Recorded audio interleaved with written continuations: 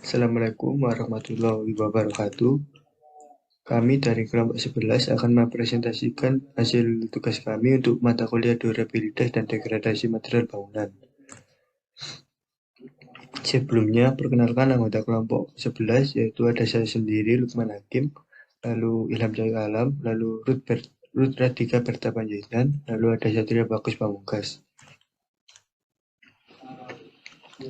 Kinerja struktur rekayasa berubah seiring waktu. Secara umum, mekanisme deteriorasi menyebabkan penurunan kinerja, tetapi sering dilupakan atau tidak diberikan perhatian penuh selama tahap desain. Perancang untuk daya tahan diserahkan kepada perancang struktur atau arsitek yang seringkali tidak memiliki keterampilan yang dibutuhkan. Hasilnya dapat berupa kegagalan dengan pemeliharaan dan perbaikan yang tidak terduga. Seorang insinyur mungkin dihadapkan dengan struktur yang memburuk di mana perbaikan diperlukan untuk memeliharanya dan untuk mengembalikannya kinerjanya ke tingkat yang integritas struktural dan persyaratan keselamatan lainnya dijamin. Dalam kasus seperti itu, pengetahuan tentang prinsip-prinsip perbaikan produk dan daya tahan struktur yang diberikan sama pentingnya dengan struktur yang baru dibangun.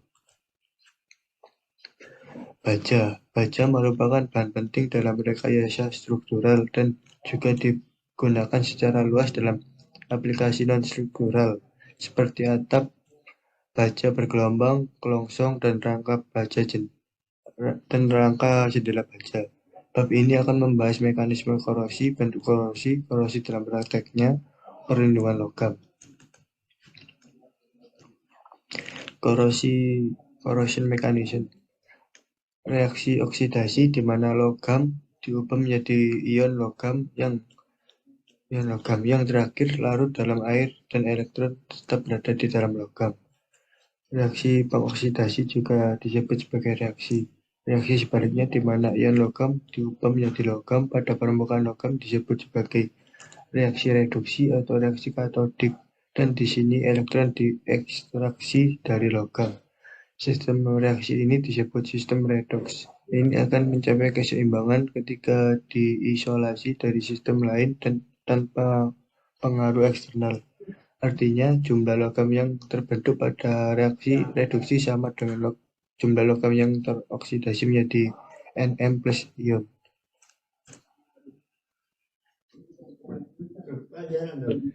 Aku rekam.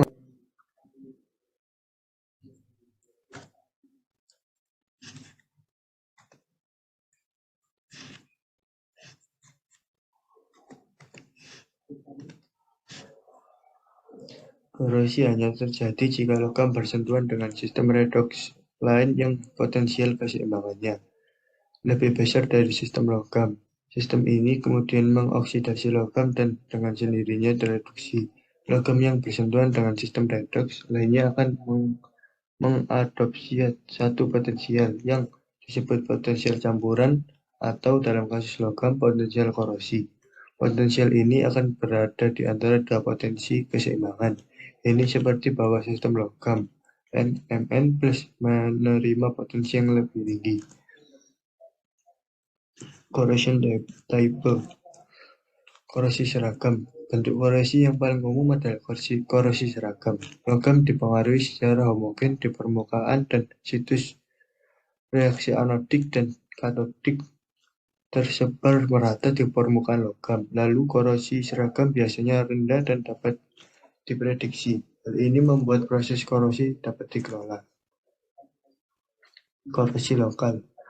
Karakteristik dari korosi lokal adalah adanya tempat anodik yang tetap di mana logam terpengaruh dengan daerah katodik yang berdekatan dengannya di mana terdapat reduksi OX seperti yang diilustrasikan pada gambar 2.16. Apapun jenis korosinya, arus anodik dan katodik tentu saja akan sama.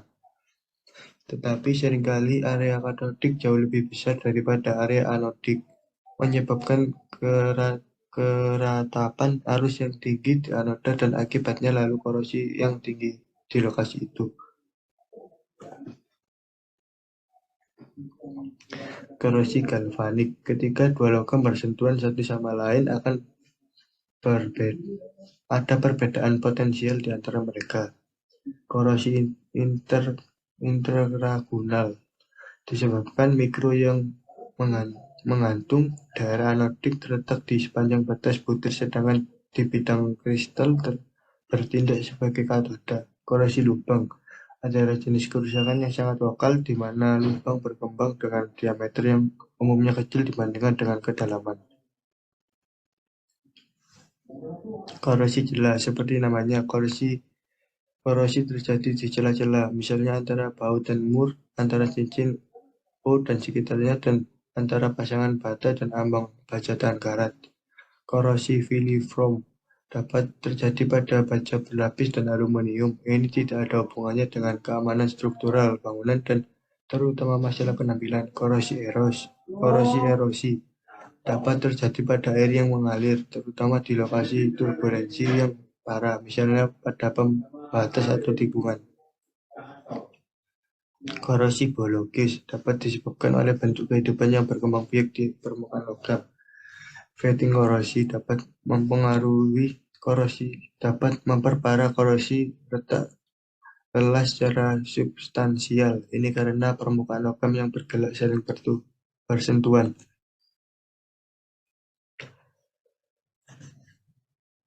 Metal corrosion in practice. Baja struktural. 1. Korosi atmosfer, korosi baja struktural dalam air, korosi bawah tanah. Korosi besi cor. Besi tuang dapat dicetak menjadi bentuk yang rumit karena fluiditasnya sangat baik pada suhu yang relatif rendah. Baja tahan karat. Baja tahan karat adalah paduan berbasis besi yang mengandung setidaknya 10,5% kromium.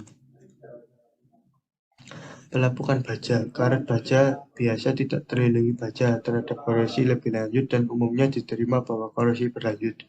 Baja pelapukan menimbulkan korosi tetapi lapisan karat menjadi penghalang yang membatasi masuknya uap air dan oksigen lebih lanjut. Aluminium murni memiliki ketahanan korosi yang sangat baik karena lapisan pasif melindung dan secara umum paduan aluminium jauh lebih tahan korosi.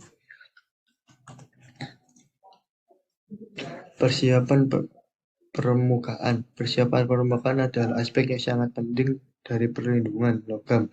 Mengabaikan persiapan permukaan yang memadai dihukum oleh kegagalan awal sistem pelindung. Berbagai metode persiapan permukaan tersedia. 1. Pembersihan mekanis. 2. Pembersihan larut dan kimia. 3. Pembersihan kriogenik. Pelarut dan pembersih kimia. Pembersihan pelarut minyak dan lemak dapat dihilangkan dengan menggunakan pelarut. Banyak pelarut yang digunakan mudah menguap, sangat mudah terbakar dan beracun. Pembersih kimia ada 2 jenis agen dibedakan, yang tidak mempengaruhi permukaan logam dan yang mempengaruhi. Pada yang pertama, penggunaan tersebut terbuat dari deterjen atau bahan pembersih alkali untuk baja. Pelapis organik. Kita dapat membedakan 3 jenis pelindung organik logam. 1. Cat atau pelapis, 2. Lapisan bubuk, 3. Lining. Perlindungan logam dengan pelapis logam. Perlindungan baja oleh pelapis logam sangat penting dalam industri konstruksi dan seng khususnya penting. Selain seng, aluminium untuk aplikasi penyemprotan akan dibahas dalam bab ini. Perlindungan oleh logam seperti nikel, kromium, timah, dan timbal tidak akan dipertimbangkan. Proteksi katodik. Ada dua jenis proteksi katodik. 1. Anoda korban atau sistem pasif di mana logam dihubung pendek dengan logam yang jauh lebih reaktif. 2. Arus terkesan atau sistem aktif. Logam terhubung ke sumber arus secara eksternal. Referensi yang digunakan adalah seperti berikut.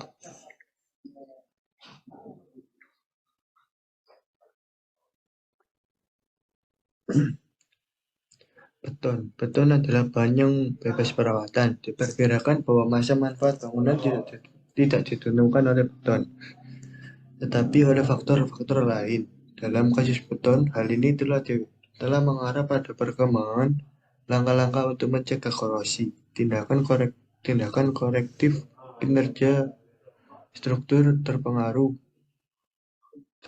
teknik untuk mendeteksi korosi dan untuk memantau kinerja struktur. Hal-hal berikut akan dibahas dalam bab ini, yaitu mekanisme degradasi, reaksi kimia dalam beton, kerusakan akibat es atau cair, dan korosi tulangan. Prinsip perlindungan dan perbaikan mortar, perawatan permukaan pelindung, sistem proteksi katodik, kasus perbaikan praktis.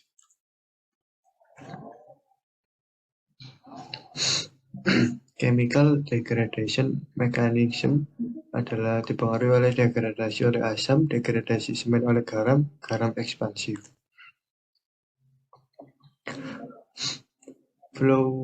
Flow mencair disebabkan oleh pemuaian yang terjadi ketika air berubah menjadi es dan perbedaan koefisien suhu. Pada penurunan suhu, air yang ada di pori-pori terbesar akan memulai membeku terlebih dahulu. Kerusakan garam mencair es yang membeku. Di sebagian besar negara Eropa Barat, kerusakan garam akibat pencairan beku sering terjadi. Kombinasi pemuaian frost thaw dan penggunaan garam dry icing tampaknya lebih serius. Pasif, lapisan tipis yang kedap air pada oksida besi dan hidroksida besi terbentuk secara efektif menghentikan ion flow lewat.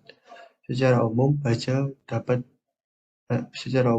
dalam beton terlindungi dengan baik. Karbonasi, beton yang bersentuhan dengan udara bereaksi dengan karbon dioksida dan dinetralkan. Jika batas karbonasi mencapai tulangan, baja tidak lagi terpasifkan. Ion klorida adalah penyebab lain terjadi penghancuran pasifasi. Ion klorida dapat menghancurkan lapisan pasif pelindung dari oksida besi dan besi hidroksida secara lokal. Korosi karena arus dasar. Korosi yang menyimpang juga dapat menyebabkan korosi. Sumber arus dapat berupa saluran transmisi arus bolak-balik dari sumber langsung seperti sistem traksi arus arah. Peramban korosi. Korosi terjadi pada fase peramban korosi dimulai. Bahkan ketika korosi telah dimulai, laju korosi biasa sangat rendah dan dapat diabaikan. Tindakan pencegahan korosi tulangan dapat dihindari dengan pemilihan jenis semen yang tepat, komposisi beton, penutup tulangan yang kualitas, perawatan yang memadai. Beton prategang. Prategang beton adalah teknik elegan untuk memanfaatkan kuat tekan beton yang tinggi untuk mengurangi kelemahannya, kuat titik rendah. Prinsip dan metode yang terkait dengan cacat pada konkrit mencakup cacat pada struktur beton atau beton yang disebabkan oleh tindakan berikut yang terjadi secara baik, terpisah, atau dalam kombinasi. 1. Tindakan mekanis, misalnya dampak kelebihan beban gerakan yang disebabkan oleh settlement dan ledakan. 2. Tindakan kimia dan biologis dari lingkungan. 3. Tindakan fisik, misalnya aksi cairan es, thermal, gerakan kelembaman, kristalisasi garam, dan erosi. Prinsip dan metode yang terikat dengan korosi penguatan. Penutup reinforcement korosi disebabkan oleh 1. Kehilangan fisik penutup beton pelindung. 2. Hilangnya alkalinitas kimia dalam penutup beton pelindung sebagai akibat dari reaksi dengan karbon dioksida atmosfer. Karbonasi. Kontaminasi penutup beton pelindung dengan agen korosif, biasanya ion klorida, yang dimasukkan dalam beton ketika dicampur atau menembus ke dalam beton dari lingkungan. 4. Arus listrik liar yang dilakukan atau diinduksi dalam penguatan dari instalasi listrik tetangga.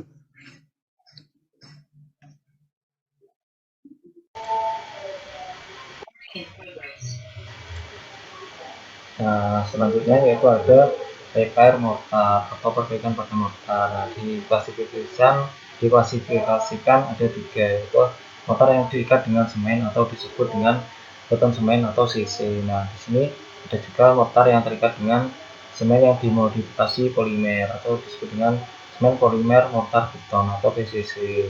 Lalu selanjutnya ada mortar terikat dengan resin atau disebut dengan PC. Nah, mortar ini mengandung agregat tambahan, pengisi, dan campuran. Nah, selanjutnya yaitu cara perbaikan pada keretakan. Nah, sini kenapa harus diperbaiki karena alasan berikut, yaitu untuk mengurangi atau mencegah masuknya bahan yang merugikan. Misalnya saja pada beton yang terisi air atau cairan, uap, gas, dan bahan kimia lainnya. Nah, selain itu untuk meningkatkan atau memulihkan kapasitas dukung beban struktural suatu elemen dari struktur beton. Nah, di sini ada metode-metode untuk mencegah masuknya bahan melalui retakan yang terjadi. Nah, di sini ada cara yaitu pemberian silen pada keretakan. Selanjutnya yaitu pembatasan permukaan yang mengalami keretakan dengan strip karet. Nah, sebenarnya itu perawatan atau perlindungan pada beton. Nah, sini jenis perlindungan permukaan sebagai berikut, yaitu dengan impregnasi hidrofobik. Lalu ada impregnasi yang mengisi sebagian atau seluruhnya pori-pori. Lalu yaitu lapisan. Nah, di sini pengawetan harus dilakukan secara prosedural dengan cara pengeringan, dan yang kedua evakuasi, lalu ada memberikan masukan di bawah tanah, dan selanjutnya yaitu pemanasan untuk pengerasan. Ya, selanjutnya ada proteksi sistem katodik.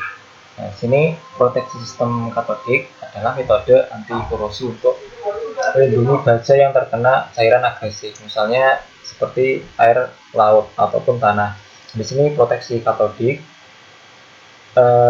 memberikan cara yang benar ya untuk menghentikan proses korupsi tersebut.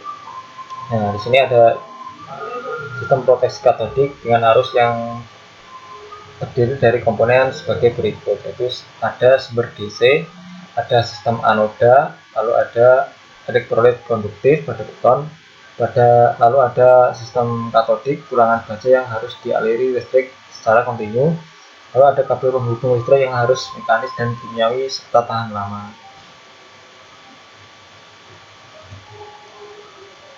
Lalu kita masuk pada kayu. Nah, sini kayu merupakan bahan konstruksi tertua ya dalam konstruksi teknik sipil. Namun lama-kelamaan fungsi kayu mulai digantikan oleh baja dan beton berulang sebagai terobosan alternatif selain kayu. Nah, sini kayu juga merupakan bahan yang terbarukan, sedangkan beton dan baja tidak. Namun juga kayu memiliki umur pelayanan yang diketahui lebih lama daripada beton dan baja. Selain itu juga kinerja struktur kayu dapat menurun seiring waktu karena pelapukan alami, serangan biologis, dan serangan kimia lainnya. Namun semua jenis kayu dapat dilindungi atau dipeliharaan agar dapat digunakan di sebagian besar keadaan ataupun untuk mencegah akibat pelapukan maupun serangan kimia. Nah, di sini ada degradasi. Nah, di sini kayu terdegradasi yang disebabkan oleh jamur. Nah, di sini jamur dapat menyebabkan pembusukan kayu. Nah, akibat jamur tersebut yang menghancurkan lignin pada komponen kayu tersebut. Nah, sini ada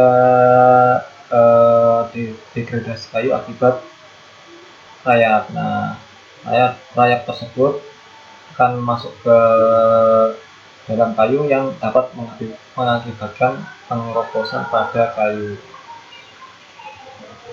Nah, lalu ada serangan bakteri. Ya, bakteri mendegradasi pada kayu sama saja ya. Bakteri akan menyerang pada lignin kayu. Nah, selanjutnya yaitu melakukan akibat radiasi ultraviolet dari matahari. Nah, sini akibat radiasi tersebut dapat menyebabkan degradasi pada lignin. Nah, selanjutnya ada serangan kimia. Nah, ini contohnya ada asam kuat dan larutan alkali yang mengakibatkan kayu rusak. Nah, mungkin ada proteksi yang dapat kita terapkan pada kayu agar mengatasi hal tersebut. Nah, jenis tindakan yang dapat kita lakukan yaitu sebagai contohnya membuat kayu lebih tahan lama ya dengan menggunakan perawatan atau perlindungan pada kayu, dan mungkin saja juga mengeresapi kayu dengan bahan pengawet. Lalu ada menerapkan lapisan pelindung dan pelapis pada kayu.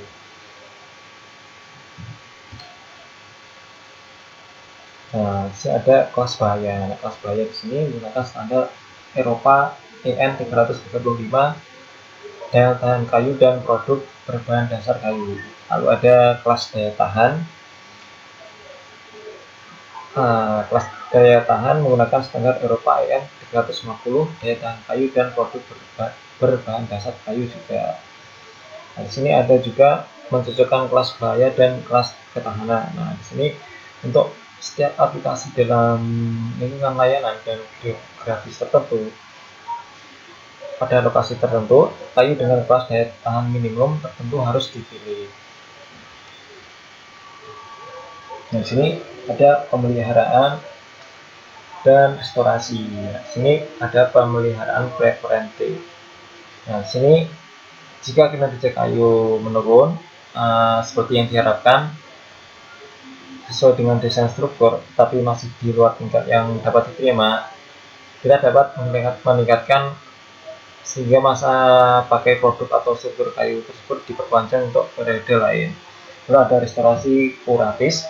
Ketika penurunan kinerja kayu yang diamati belum dapat diperkirakan sebelumnya, tetapi kinerjanya masih di luar tingkat kritis, tindakan kuratif diperlukan untuk menghentikan kerusakan.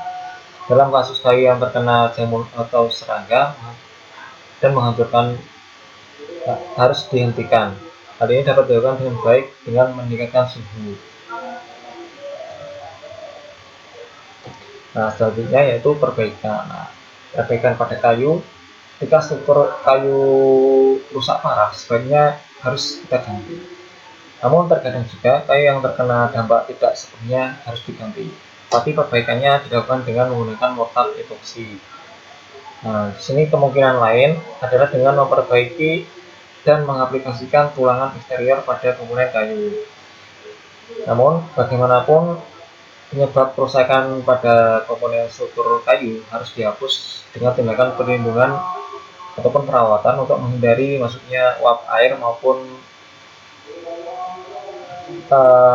kerusakan kayu akibat jamur, rayap dan sebagainya. Nah, di sini dengan cara perlindungan dan pemeliharaan sebagian contohnya misalnya yaitu pada kayu yang terserang rayap harus dicegah dengan cara penambahan obat anti rayap pada kayu ataupun bahan pengawet agar jamur ataupun rayap tidak masuk ke dalam lignin kayu tersebut.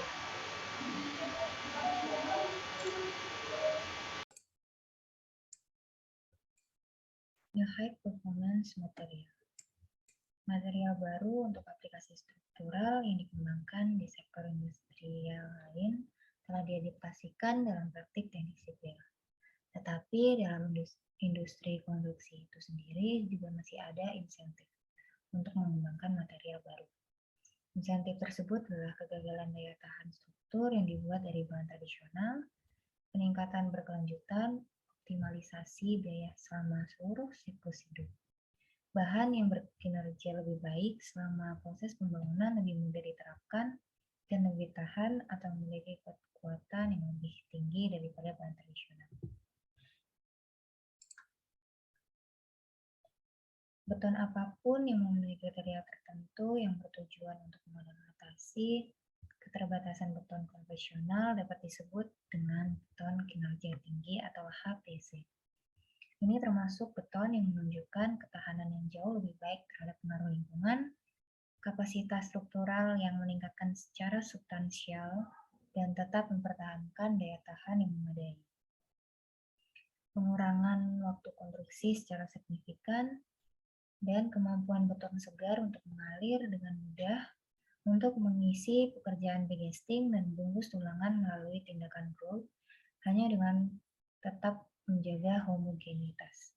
Karena kekuatan tinggi dan daya tahan tinggi dapat terjadi bersamaan. Beton kinerja tinggi dapat digunakan untuk aplikasi yang biasanya merupakan domain eksklusif baja. Misalnya, beton mutu tinggi digunakan pada dek jembatan baja yang peka terhadap korosi fatik di Belanda contohnya. Beton mutu tinggi menghilangkan tegangan akibat beban roda. Secara umum, beton mutu tinggi lebih sensitif terhadap perawatannya dibandingkan beton mutu normal karena penurunan kapasitas pendarahan beton. Pada beton biasa, segregasi terjadi dan lapisan air terbentuk di permukaan. Lapisan ini melindungi beton muda dari kekeringan yang cepat. Pada beton mutu tinggi dengan kohesi yang lebih muda lebih baik karena pengepakan partikel yang lebih baik. Lapisan ini lebih tipis atau bahkan tidak ada. Jika beton muda mengering sebelum waktunya, kemungkinan akan retak atau susut plastis dan hidrasi semen akan terhenti, meninggalkan beton yang keropos dan permeabel. Ultra High Performance Concrete atau biasa disebut UHPC adalah beton yang mempunyai kekuatan tekan sangat tinggi dengan susunan yang sangat padat.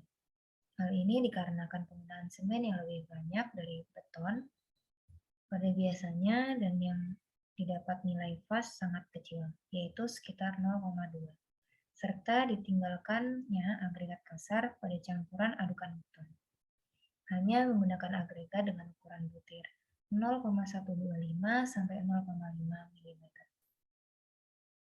Untuk mendukung nilai fast yang rendah, maka digunakan superplasticizer jenis PCE. Fiber Reinforced Polymer. Fiber Reinforced Plastic atau FRP biasa juga disebut Fiber Reinforced Polymer atau Fiber Reinforced Plastic adalah material komposit yang terbuat dari matriks polimer yang diperkuat dengan serat. Serat biasanya yaitu kaca dalam fiberglass, karbon dalam polimer yang diperkuat serat karbon, aramid, atau basal.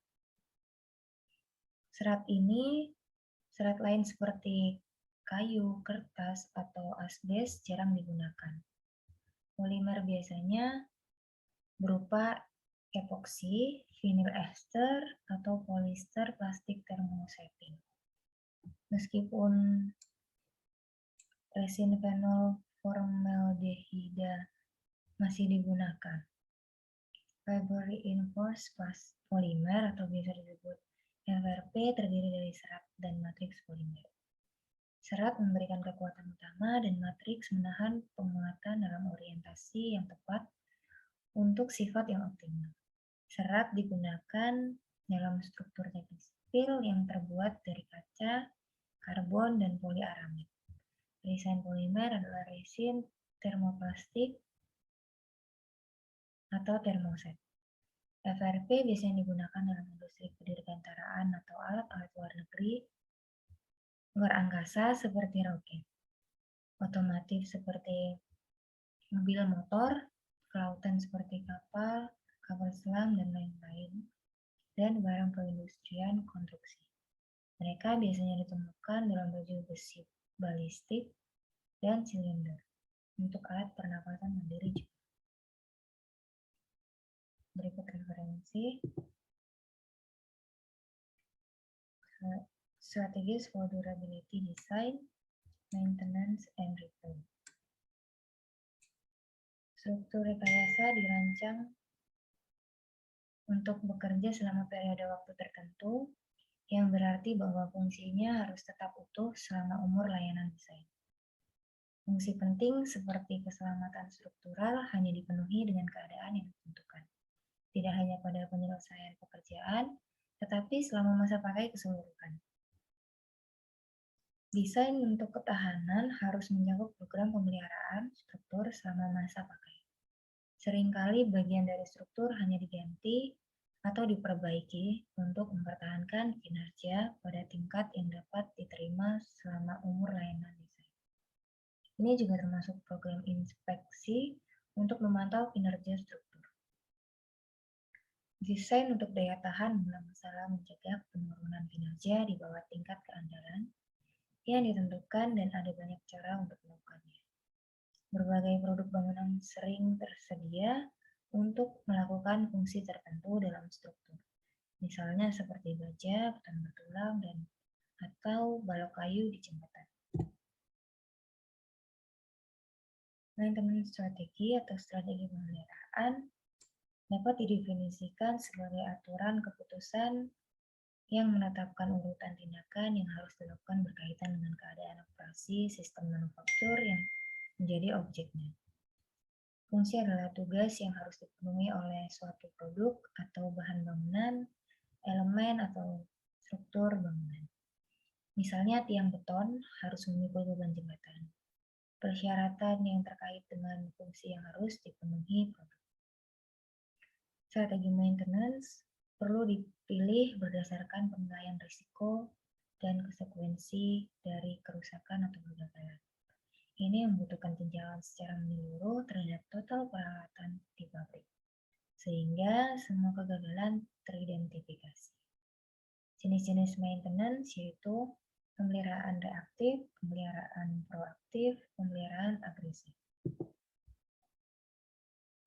Tujuan maintenance, beberapa tujuan maintenance yang utama antara lain, kemampuan bereproduksi dapat memenuhi kebutuhan sesuai dengan rencana produksi, menjaga kualitas pada tingkat yang tepat untuk memenuhi apa yang akan dibutuhkan oleh produk itu sendiri dari kegiatan produksi yang tidak terganggu, untuk membantu mengurangi pemakaian dan penyimpangan yang ada di luar batas, dan menjaga modal yang diinvestasikan dalam perusahaan selama waktu yang ditentukan sesuai dengan kebijakan perusahaan mengenai investasi tersebut.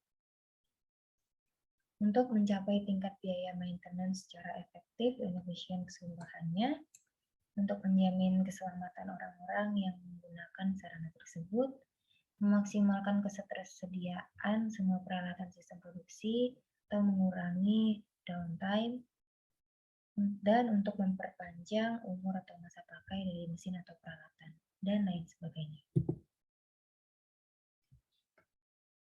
Wasting or deteriorating machines and effect. Banyak mekanisme kerusakan bergantung pada aliran cairan atau gas melalui struktur beton pori. Mencapai beton yang kurang permeabel adalah salah satu tujuan utama ketika mencoba untuk mendapatkan daya tahan. Cara utama untuk melakukan ini adalah menghasilkan beton dengan rasio air atau semen yang rendah. Seperti disebutkan di atas, suhu tinggi mempengaruhi baik kemampuan kinerja awal dan tingkat di mana kemampuan kerja hilang, dan karenanya dapat ada godaan untuk menambahkan lebih banyak air di mixer atau di lokasi.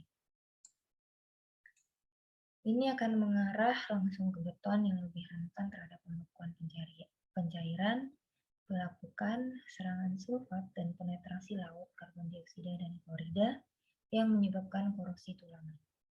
Kemampuan kerja yang lebih rendah akibat suhu tinggi dapat menyebabkan pemadatan yang buruk, yang juga membuat beton lebih rentan terhadap kerusakan. Penyusutan plastik atau rentan termal awal juga dapat menyebabkan penurunan daya tahan karena dapat menyebabkan kelembapan, karbon dioksida, oksigen, dan klorida dapat mengakses yang lebih mudah ke beton atau tulang. Jenis-jenis faktor yang mempengaruhi yaitu faktor pelapukan, faktor biologis, faktor stres, faktor ketidakcocokan, faktor kegunaan. Hanya ancaman yang mungkin memiliki pengaruh negatif terhadap kinerja selama umur layanan desain yang memerlukan pertimbangan lebih lanjut, mekanisme kompleksitas yang lebih besar di mana beberapa ancaman berperan dan atau efek dari satu mekanisme merupakan ancaman bagi yang lain. Approach to design for service life. Struktur beton dapat memburuk sebelum waktunya, sehingga menimbulkan kinerja daya tahan yang buruk. Alasannya termasuk pemahaman yang buruk tentang proses deteriorasi, kriteria penerimaan beton yang tidak memadai, dan perubahan sifat semen dan praktik konstruksi seiring berjalannya waktu.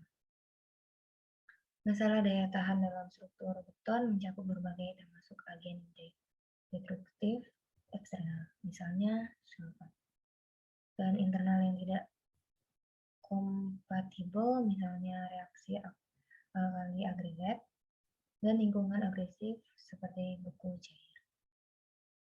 Ancaman terbesar untuk beton bertulang adalah korosi baja tulangan, yang menyebabkan keretakan, pewarnaan, dan pengelupasan pada penutup beton. Hal ini pada gilirannya dapat menyebabkan struktur yang tidak dapat diperbaiki, yang dapat dikompromikan sehubung dengan keselamatan, stabilitas, dan estetika. Struktur tersebut menjadi kewajiban bagi pemilik atau pengelolanya, yang mengakibatkan kerugian ekonomi yang cukup besar serta tidak berkelanjutan dengan membuang sumber daya alam yang berharga.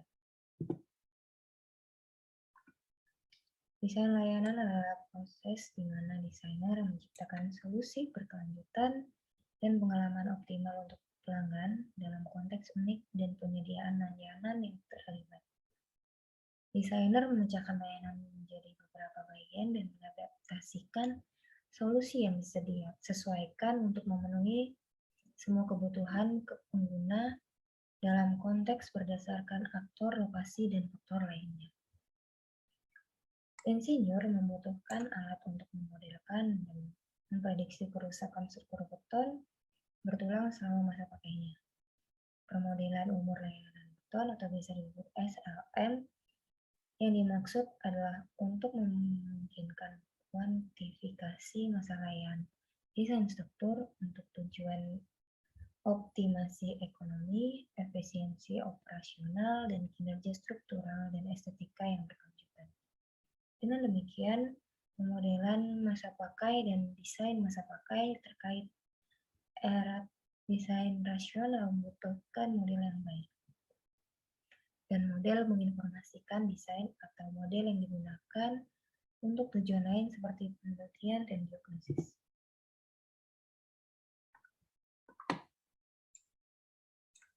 Probabilistic approach to service life design. Dalam pendekatan probabilistik untuk desain umur layanan, probabilistik kegagalan dan tingkat kerusakan, jika terjadi kegagalan harus dinilai. Kombinasi probabilistik dan kerusakan yang dinyatakan sebagai produk matematis dalam keduanya disebut resiko. Syarat untuk desain struktural adalah bahwa kemungkinan kegagalan suatu fungsi akan lebih rendah dari nilai batas dalam umur layanan desain. Paduan desain daya tahan mengikuti prinsip yang sama atau keandalan dan kinerja sebagai kode desain struktural. Ini berarti bahwa desain daya tahan akan didasarkan pada definisi tindakan lingkungan yang realistis dan cukup akurat, tergantung pada jenis degradasi berikutnya. Yang kedua yaitu parameter lahan, ketiga yaitu model matematikal untuk proses degradasi, keempat yaitu untuk pertunjukan dinyatakan sebagai status batas, dan yang terakhir yaitu keandalan.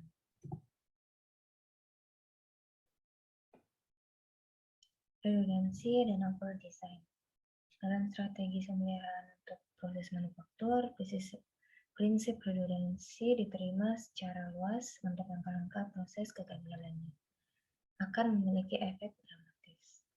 Prinsip redundansi berarti bahwa sejajar dengan penampang kritis struktur dipasang jenis penampang lain yang serupa atau berbeda dengan fungsi yang sama.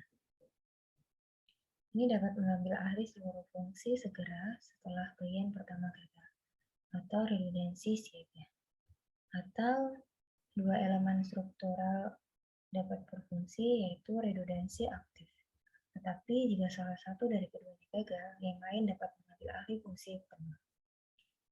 Jika desain struktur tidak memadai dan tidak ada proses kerusakan yang diperhitungkan, setiap penurunan sifat struktur, bahan struktural seperti korosi pada baja atau serangan jamur pada kayu akan menyebabkan situasi di mana persyaratan keselamatan tidak lagi terpenuhi.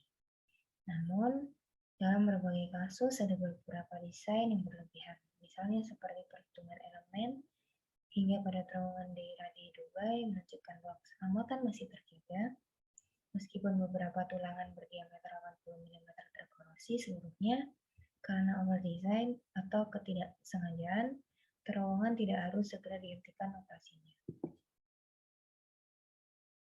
Maintenance strategies. Desain umur layan harus mencakup pemeliharaan struktur. Selama tahap desain pemulihan dapat dibuat antara meminimalkan pemeliharaan, mengoptimalkan biaya siklus hidup, atau mengoptimalkan efek lingkungan dari struktur. Pada kenyataannya, pemeliharaan seringkali bukan bagian dari desain dan program pemeliharaan di kemudian hari hanya dimulai ketika cacat menjadi jelas. Pemeliharaan struktur teknik memilih berbagai tujuan. Pertama yaitu memperbaiki struktur dan sekaligus memperluas atau menambah fungsi baru pada struktur, mengoptimalkan biaya pemeliharaan pada kondisi kerja tertentu, mengoptimalkan biaya pada saat struktur tidak beroperasi karena perbaikan, mengoptimalkan biaya perawatan dan non-operasional, dan yang terakhir yaitu mengoptimalkan biaya siklus hidup struktur. Strategi pemeliharaan yang dipilih sangat tergantung pada struktur, mekanisme degradasi, dan situasi yang bersangkutan. Jika strukturnya adalah gedung perkantoran, gangguan bagi pengguna akan menjadi faktor penting.